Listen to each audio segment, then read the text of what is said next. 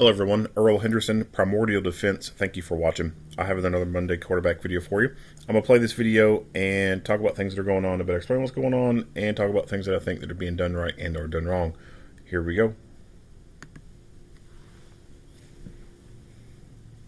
IMPD began issuing body-worn cameras to officers in 2020.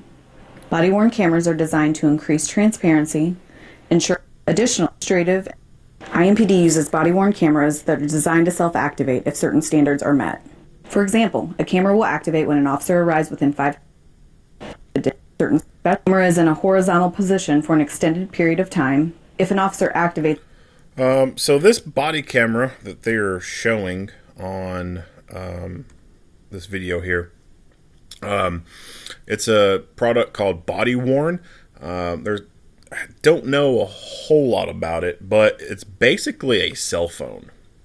It's an Android-based device, and it is what is used for their body cameras. It'll also link with a device that can be placed inside the vehicles.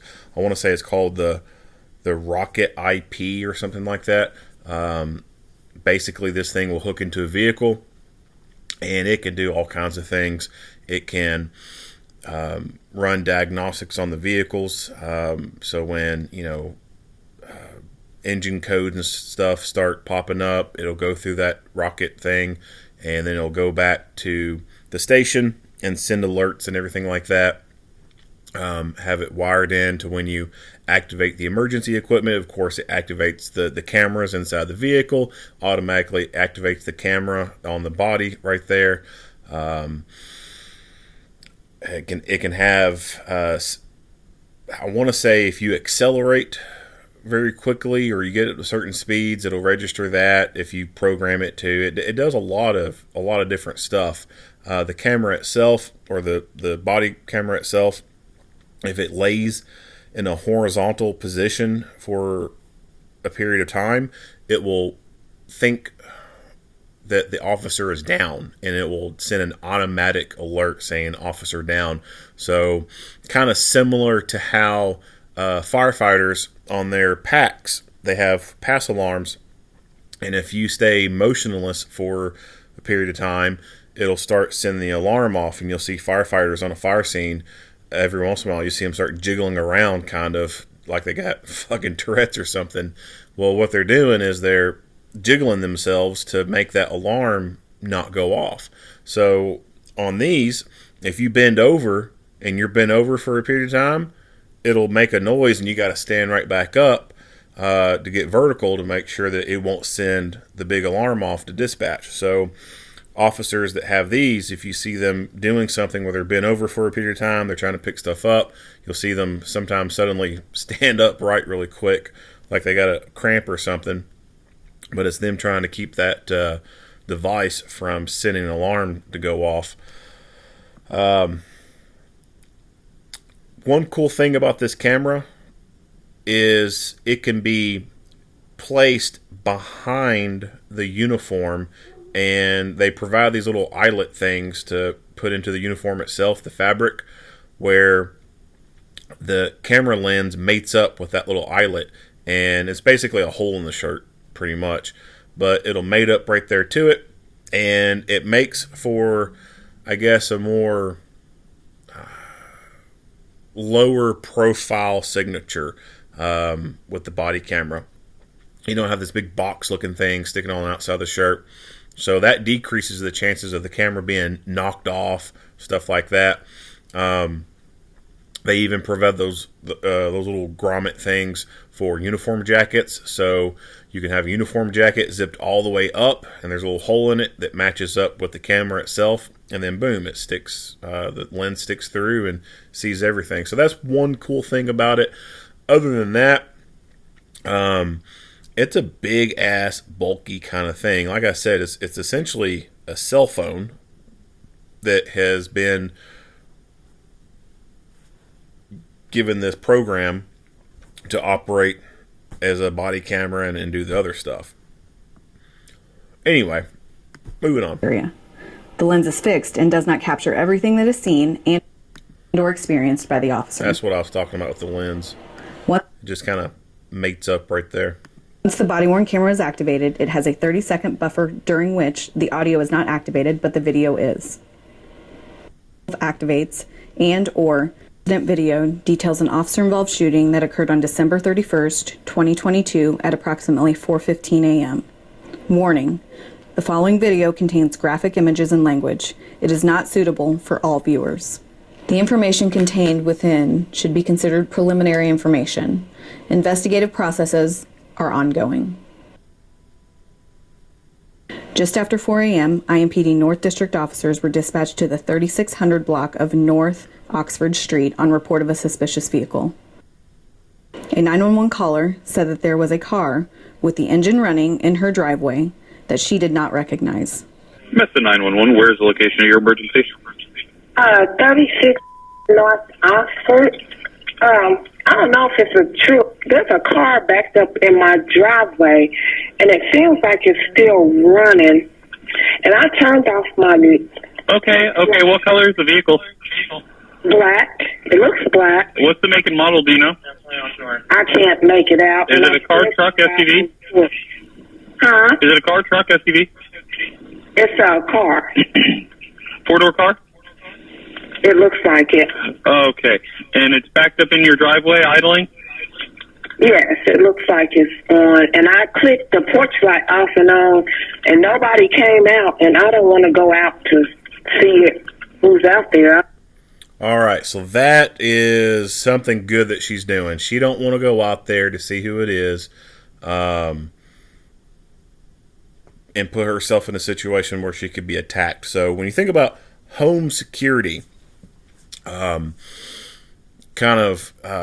taking a step back from the law enforcement stuff, going into home defense, unless you are at a level of training and experience to go deal with things on your own, it is not a good idea for you to leave the safety of your home to go outside and get involved with people. You open yourself up to the increased risk of being overpowered, being incapacitated, and that then leaves the potential for your home or the other people in your home to be victimized because you're not going to be able to protect them if you're out in the front yard bleeding from the head. So, unknown people outside the house, unknown vehicles outside the house, I don't advocate or recommend that you go outside and see what's going on. Now, I know that will go against, all the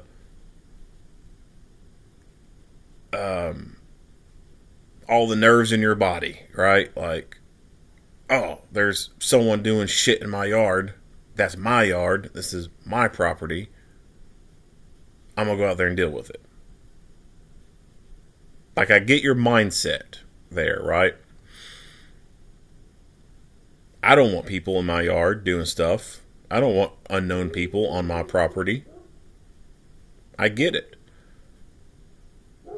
But you have to think about the tactics of it. Your tactics, your skill set. Do you have the training and experience to deal with people who may become combative? If all you've had is a concealed carry class, that's it, you're not prepared to go deal with people.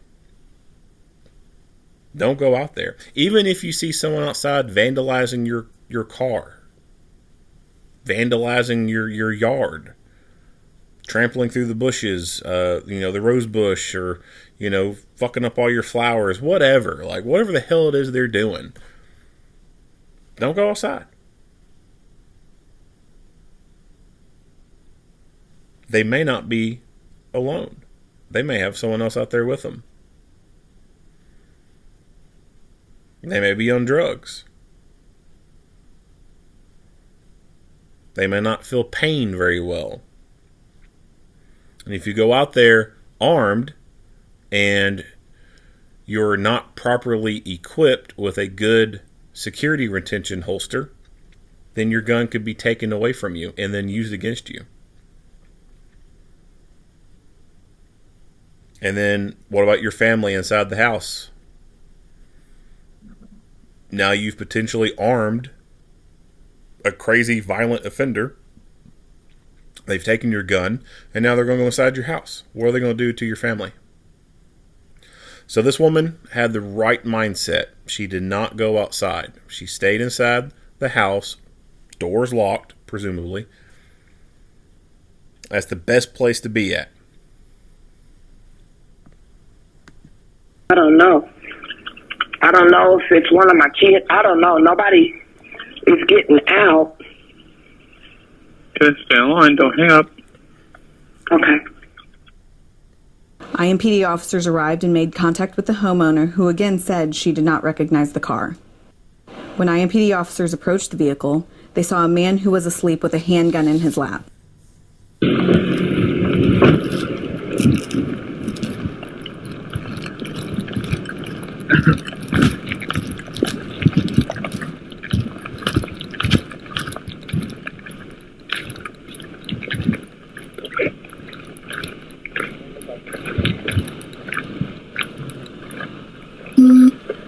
He's got a gun right on his lap.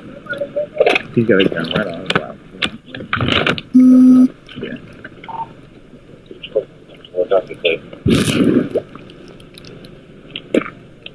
334. See it right there?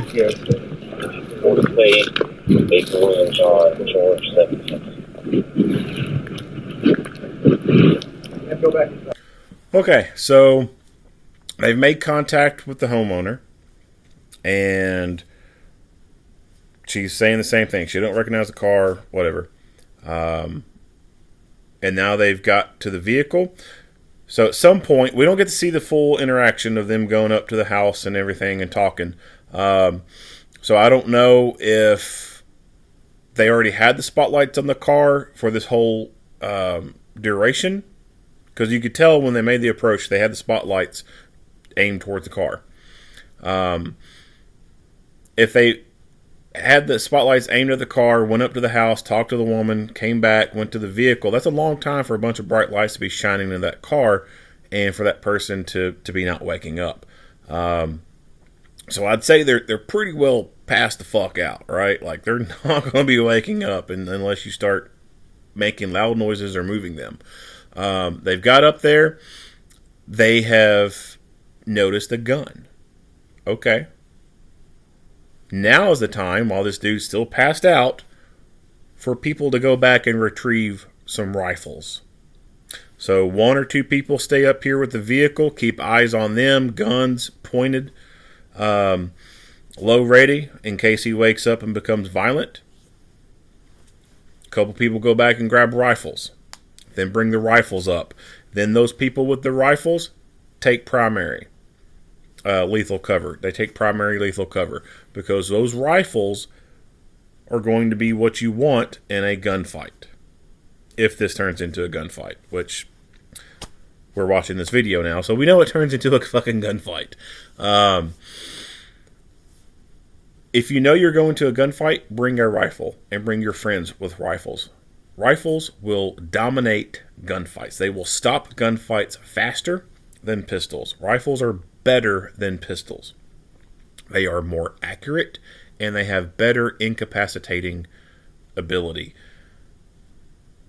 It may take 1 to 3 rounds of rifle center mass to rapidly incapacitate a threat, whereas with a pistol, it could take 5 to 12 rounds center mass to incapacitate.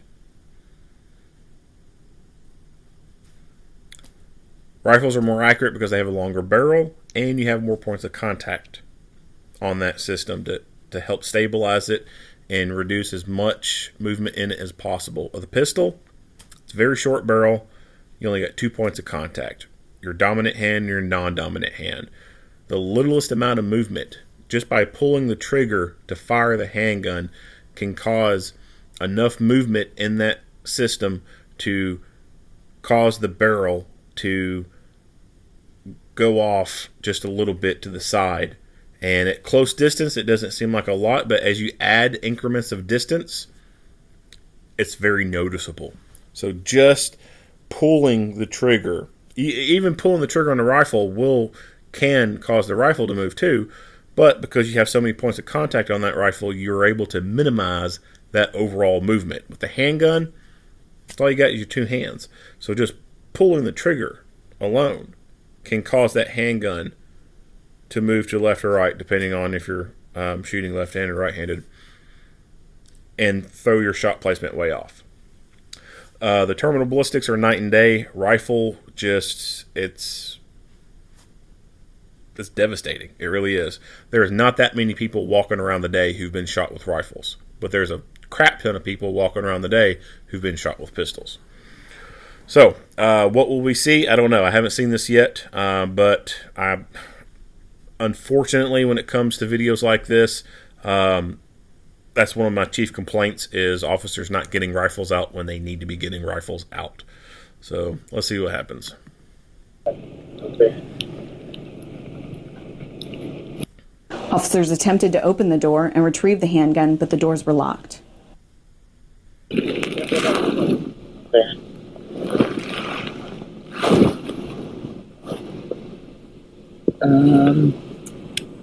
you want me to go try to open this door and grab it? It's locked. It's hard to see. Is it locked? Yeah, it's locked. If you try the back door, try it lightly though. Still Officer Riley ran the plate on the car, which was registered out of Florida. He asked the homeowner, who was also the 911 caller, if she had any relatives in Florida. She said she did not.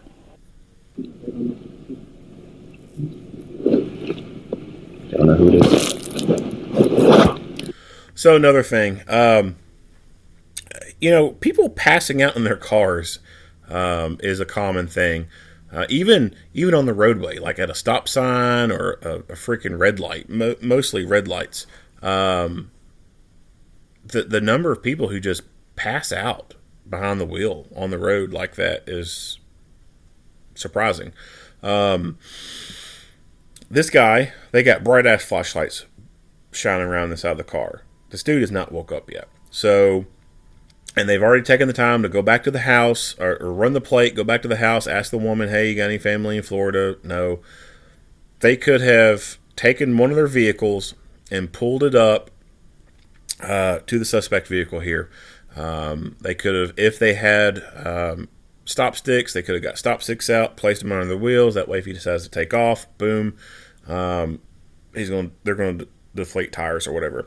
But they could have also taken a vehicle and pulled it up and parked it right to the front of this vehicle. Now, the problem with that is if he decides to kick that thing in reverse, there's nothing behind him to stop him, and then he would just be able to reverse, cut the wheel to left or right, and then go around the front or go around that vehicle that's parked in front of him with no problem. So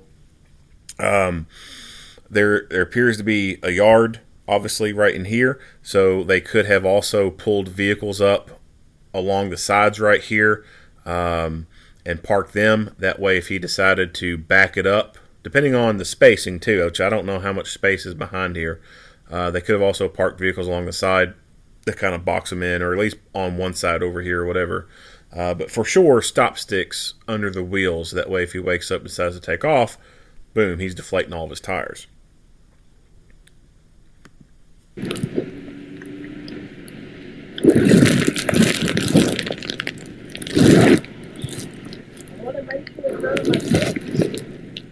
Do any of your grandkids live in Florida? Florida? Yeah.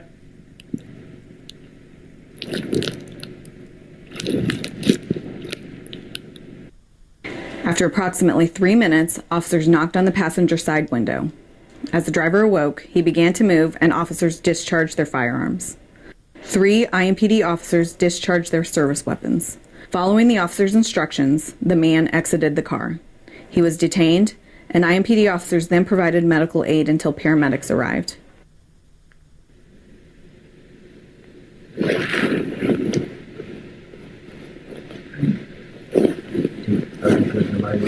the gun. Can you see if the driver's over on there? 334. No, I think they all are. Good. There's negative active EAN holding to a You press this button since the call on. Kia 4-door, red in color. Let's go ahead and wake him up. I'm going to stand right here. Chandler, if he draws on that gun, it goes in. Yeah. Yell. Yeah. You want me to knock? Police department! Police! Police! Police! Police!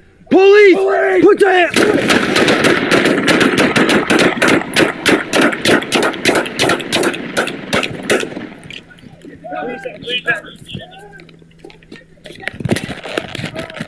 Unclear, please action community. Shots fired! Shots fired! Get out the car with your hands up! Get out of the car! Get on the ground! Get on the ground! Get on the ground! Get on the ground! Get on the ground! Get on the ground! Get on the ground! Get on the ground, baby. Holy crap! Couple. That's my grandson. He's okay. Fucking shit.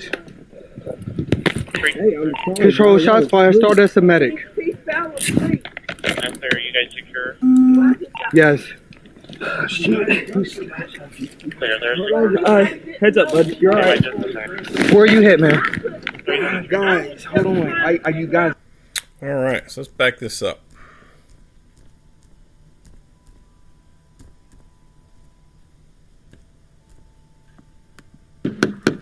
Police department! Police! Police!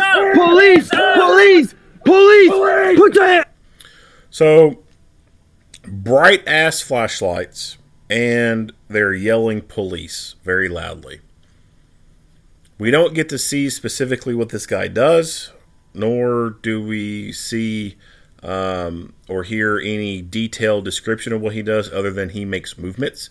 But obviously he does something to make them fear that he is going to use that gun against them, and they act to stop him from using that gun against them.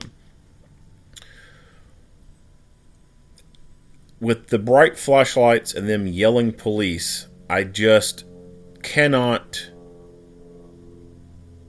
believe that this guy was legitimately believing that they were anything but police.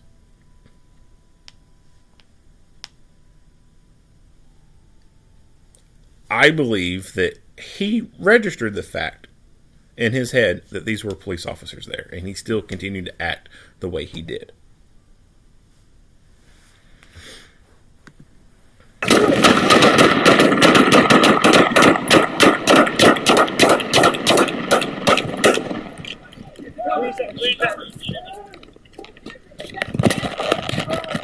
Unclear, please action community. So this officer fires, he does a reload, so that's good. You fight, assess, scan, top off, and then of course you can take cover, treat injuries, talk to people. But topping off is an important thing to do. Reload the gun. Even if you have not gone to slide lock, you've only fired a few rounds, you still want to top off your gun. That way, if you have to fight some more after that, you get to start that fight with a fresh magazine. You always want to reload on your terms. You do not want to be forced into a reload.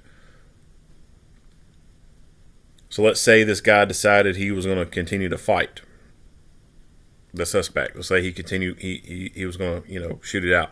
This officer fires some rounds, and then he starts to approach, and then boom, dude starts fighting some more. How many rounds would this officer have left from that first engagement? I don't know. He may have 5 rounds left. And then he, in the middle of this gunfight, fires 5 rounds, and then boom, goes to slide lock. That would be a shitty time to go to slide lock, is in the middle of a fucking gunfight. So that's why I say, when it is safe for you to do so, do a reload under your terms. Even if you think that you've only fired 2 or 3 rounds, you should still do a reload. Because there's been many times where people were way off on the count on how many times they think they fired. Some people get it right, but there's some people who get it wrong. They think they only fired 3 rounds, but they end up firing like 5 or 6 rounds or 7 rounds. You can't trust your forebrain when it's not working completely under fight. When fight or flight happens, your forebrain starts to shut down a little bit and midbrain takes over.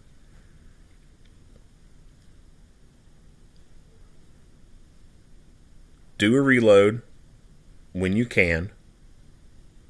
And if the fight pops off again, you get to start with a fresh mag versus a partially depleted one. So good on him for doing a reload. Shots fired, shots fired. Get out the car with your hands up! Get out of the car, get on the ground! Get on the ground! Now we see at the Police! beginning here that he has a weapon-mounted light. Yeah. Police! Police! Police! I mean, Boom, right there. But he does not have it activated at all during this contact here, this fight.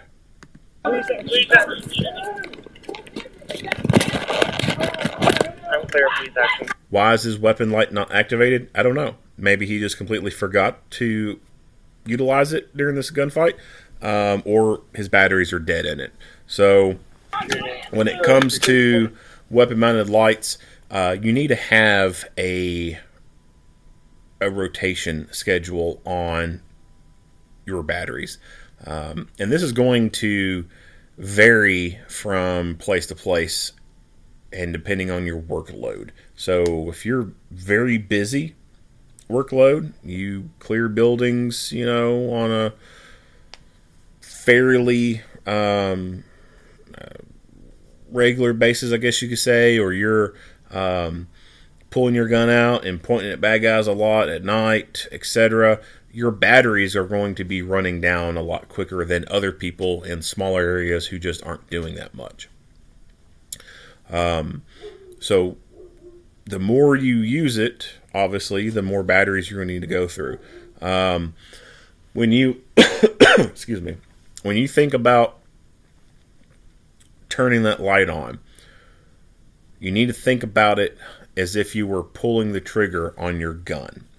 Every time you click that light on, it is like pulling the trigger on the pistol and firing a round off. Your magazine in your gun only holds so many rounds, right? Your batteries, think of them like a magazine. They only have, quote unquote, so many rounds in them. So every time you click that light, it's like going bang, bang, bang, bang, bang, and eventually you're going to run out of rounds.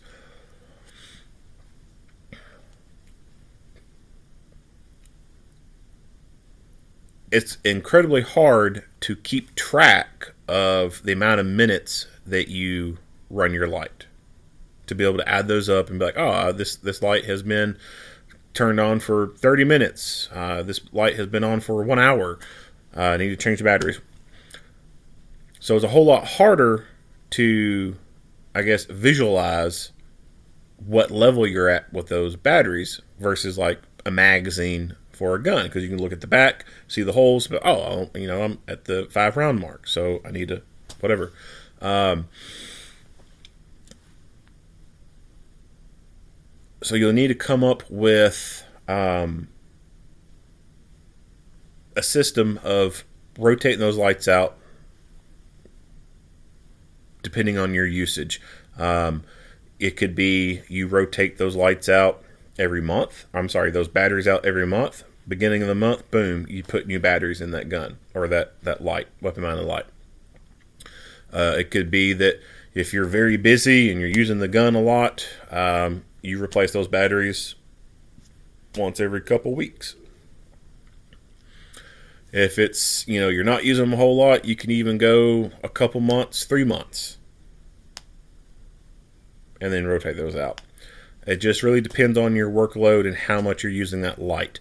You need to look at the runtime for that particular light and think about how long you use that light for on these different things. And think about adding those numbers up and how close you're getting to that runtime. Now, the CR123 batteries are not cheap. I get it. They're expensive. But if you buy them, quote unquote, in bulk, you get better pricing for it than if you just buy them 2 at a time. So whatever, battery retail distribution source you want to go through, buy a sleeve of them or a big box of them, pay that larger looking price up front for that, and be done with it. Yeah, paying, X amount of money for a sleeve of CR123s is like, oh shit, that's a lot of money. But if you break it down and you look at the cost of just buying them 2 at a time, you'll find that you're saving a lot of money when you buy them in bulk like that. Some agencies will provide batteries. That's nice. If you've got batteries being provided to you, switch those things out regularly. If you're having to buy your own batteries, still, you need to be switching those things out depending on your usage on a regular basis, because you don't want to run into a scenario where you don't have any light in the gun. That would suck. So that's a cost you're going to have to eat. Of course, you can write that stuff off on taxes, but it's something you're going to need to do. Because like I said, you don't want to run into a scenario where you don't have enough runtime on your weapon mounted light when you need it. All right, moving on. Shots fired, shots fired. Get out the car with your hands up! Why? So if he did not turn it on because he forgot to turn it on, it wasn't in his mindset to do it, what could that be? That could be a lack of sufficient number of hours in low light training. He just hasn't done a whole lot of low light training to have that become secondary to him to automatically turn that light on in the gunfight. Get on the car to get on the ground! Get on the ground! Get on the ground! Get on the ground! Get on the ground! Get on the ground! Get on the ground! Get on the ground, baby. So we hear someone in the background saying, "Oh, that's my grandson." So I don't know if this is the 911 caller saying this or if it's the neighbor saying this. Holy crap. Couple. That's my grandson. He's okay. Fucking shit. Control shots fired. Start us a medic. After you guys secure? Yes. Clear there. Heads up, bud. You're alright. Where you hit, man? Guys, hold on. You guys gotta get me up. We're right here. Hey, get my medic kit. Hey, you guys gotta get driver's seat on the back. I'm so sorry, baby. It's okay. Fucking Shit. Because I didn't want to wake you guys up. Oh. You guys gotta get me out of this, guys. Just be careful. We're gonna see where you hit. It's okay, man. Oh. You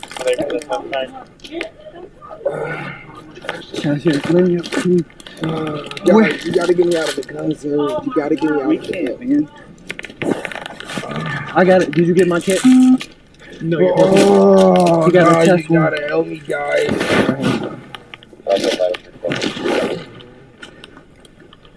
Why'd you guys use? Wrap it around.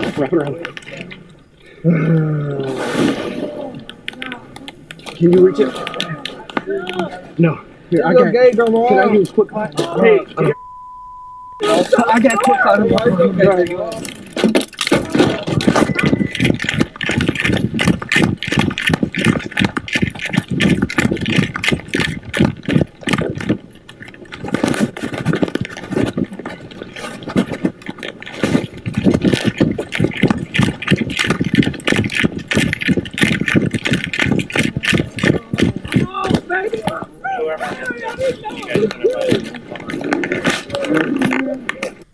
so now it's sounding like it's the 911 caller who is related to this person.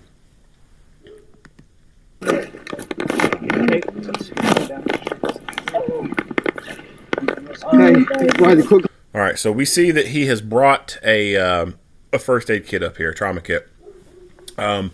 One thing that not a lot of people think about putting into a trauma kit that I recommend is a headlamp. Right? Like everyone thinks the trauma kit, tourniquet, pressure bandage, compressed gauze, nasopharyngeal airway, decompression needle, duct tape. Like they think about all the medical stuff, but not a lot of people think about lights.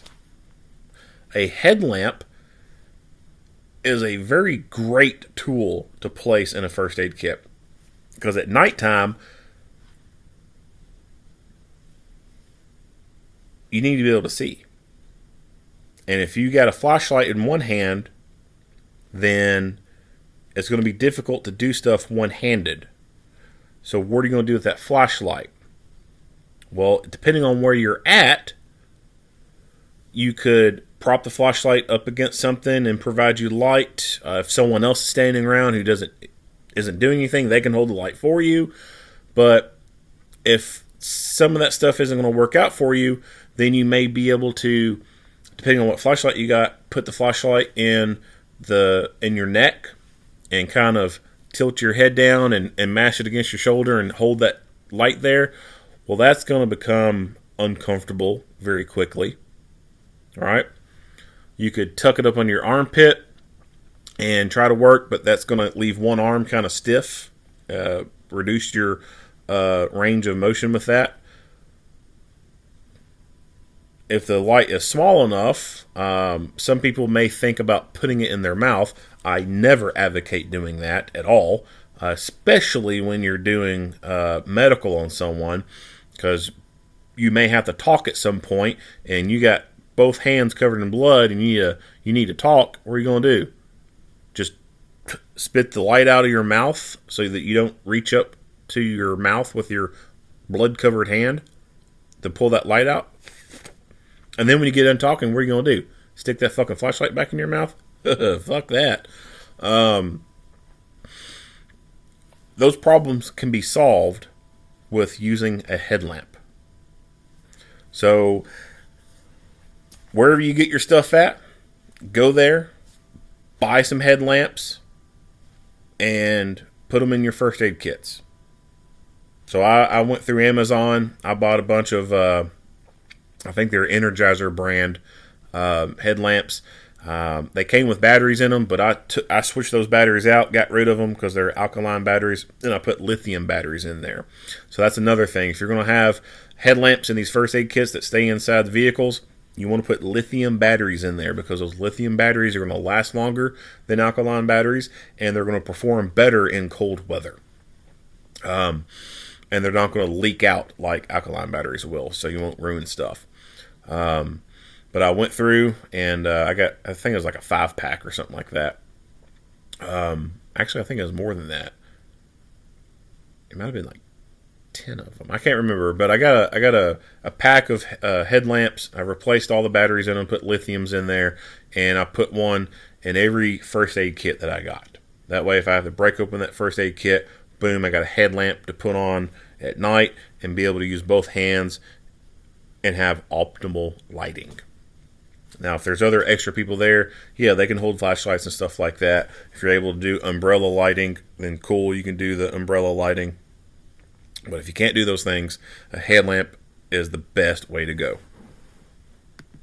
Hey,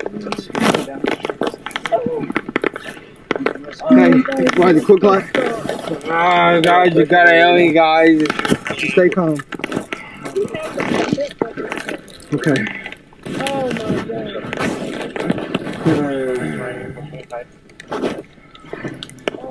Just read this. You guys really like fucking it. It's okay. You just pack it. Just pack it and the stuff on it. Yeah, and the stuff to make it stop bleeding. 1, 2, 3. I don't know if it's gonna hurt, man, or not. No, you're gonna be okay. You're gonna be okay. I need times on my head.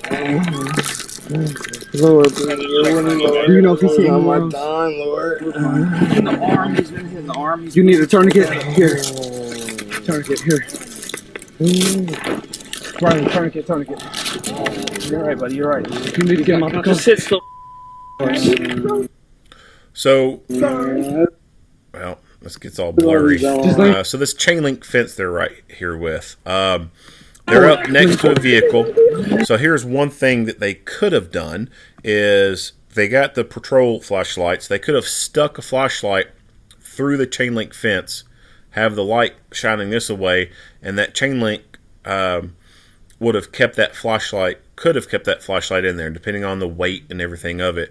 They could have stuck that in there, boom, it would have held it in place, and they could have just propped him up against the side of the car right there and had good amount of light shining on there, and then start working on them that way. Just lean forward. He's gonna be okay. Grandma, give her 2 flashlights, one for each hand, and tell her to shine the lights down. Are we gonna put a tourniquet on his arm? We're just trying to figure out how officers are okay. All right, cuff is off. You can get the tourniquet on. Yeah, there we go. Yeah.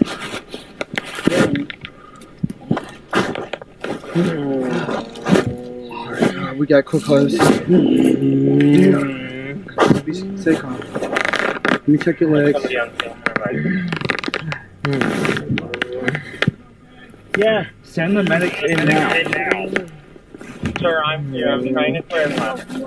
Yeah. I'm trying to clarify whether officers are I was there to guard you. I said I was going to call you, but I didn't want to wake you up. I'm clear. No, I got quick cloud on him. We got a tourniquet on him. So far, 2 spots where he got hit. You guys are shooting though. We'll talk about it later. The following is a portion of the previous video that has been paused and highlighted. It shows the movement of the man's arm after officers knocked on his window prior to officers discharging their service weapons. Police department! Police!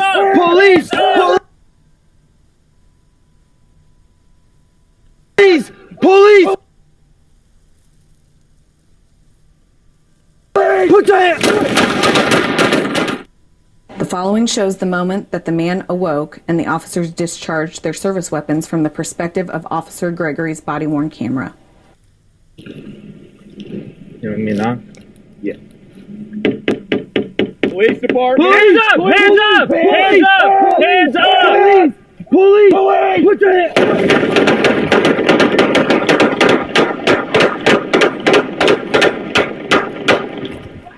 Police action shooting.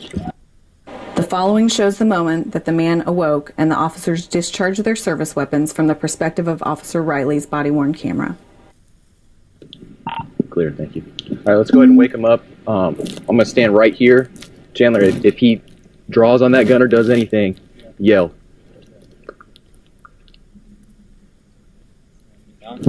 Yeah. Police department! Police! Hands! Hands! Hands! Police! Police!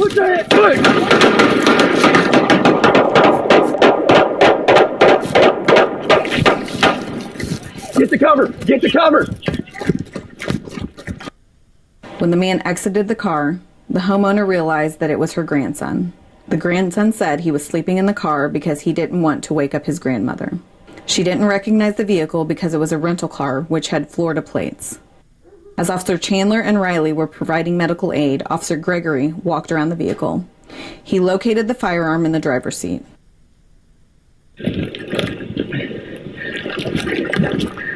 Hey, make sure that gun's secure wherever it's at.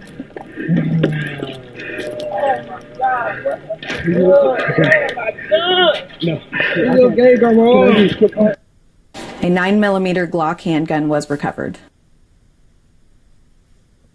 Indianapolis Emergency Medical Services transported the man to Methodist Hospital in a stable condition.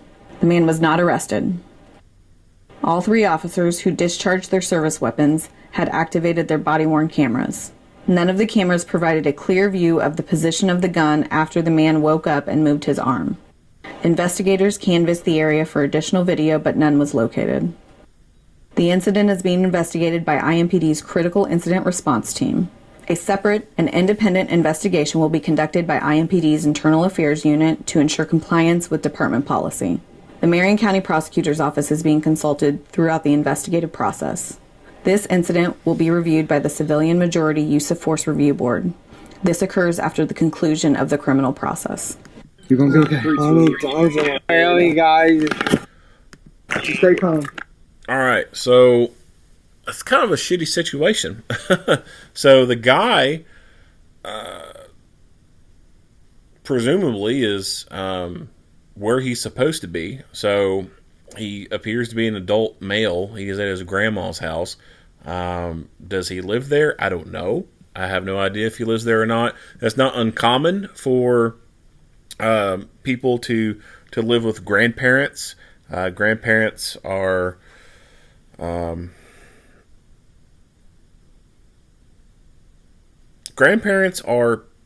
parents to a lot of grandkids.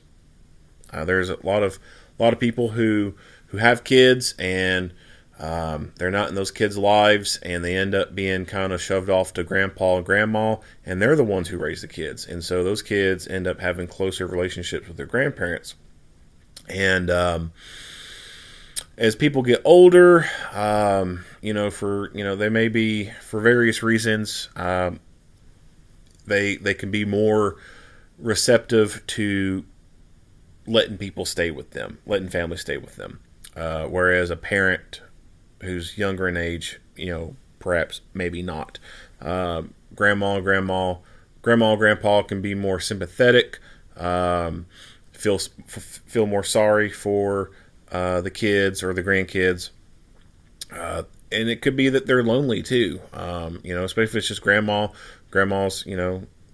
not want to be alone all the time and wants to spend more time with the grandkid and think that this is a good way to do it, whatever. I don't know. Whatever the circumstances are, it's not uncommon for grandparents to be raising their grandkids like they're their kids and for them to have closer relationships. So it's plausible that he was living with grandma there, and that he decided to park in the driveway. He got home very late and didn't want to wake up grandma.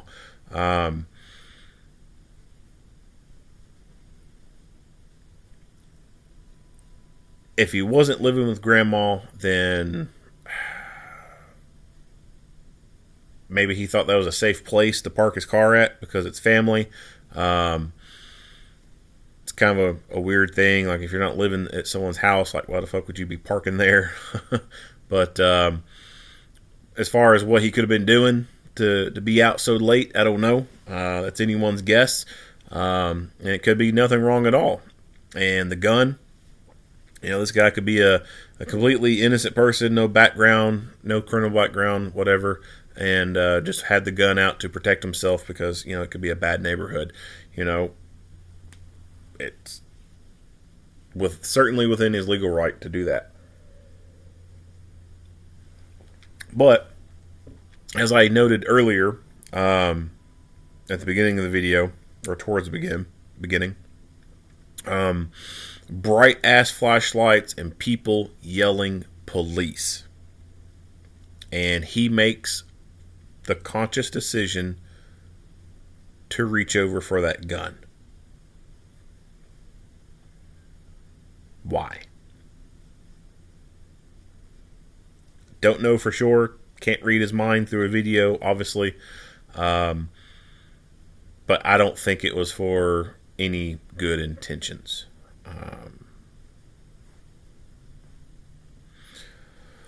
So this is an incident that this will be an interesting one to follow and pay attention to. Check up on it every once in a while because there could be some civil things that come out of this. But you never know. because we don't obviously have all the details from this incident because they haven't provided a whole lot anyway.